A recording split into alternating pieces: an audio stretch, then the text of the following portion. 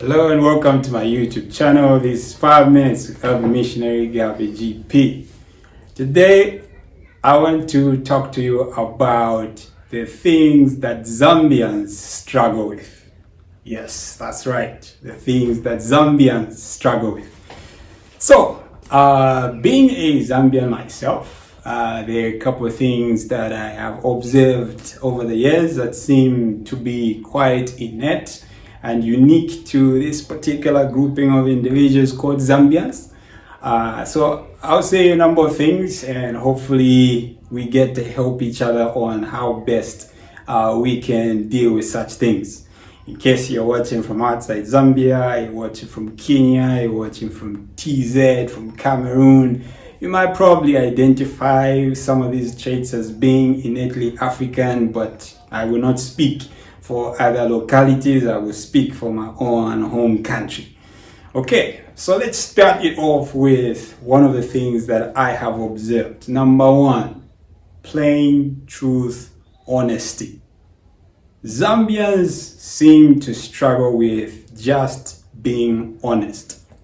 There seems to be this thing about being forthright, being open, being honest, that seems to kind of come off as being weak, as being soft, and not really being, intelligent and cunning and crafty and all of that crazy stuff.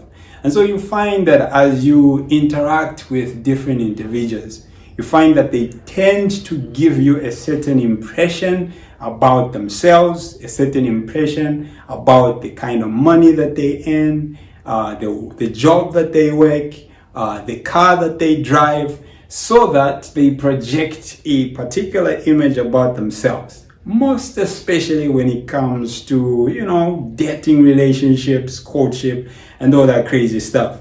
You find the brother wants to introduce himself as being a grade A, when in actual fact, he is somewhere below that grade.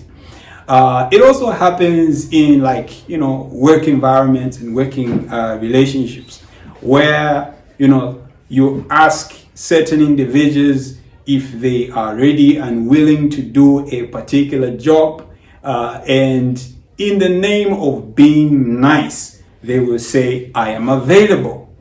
And when it's time to do the work, you realize to say that this person said that they were available, but in actual fact, they, number one, either show up late or they don't show up at all.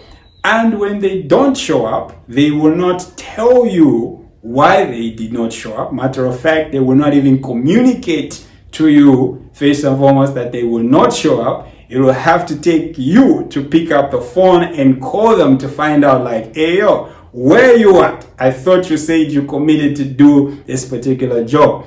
And believe it or not, on the other end will be a huge plethora of excuses to try and justify, number one, why they did not communicate, and secondly, why they did not show up. I promise you, this seems to be quite unique to this particular locality, because I've had the privilege of working with people from outside Zambia, from outside Africa. The attitude seems to be very different.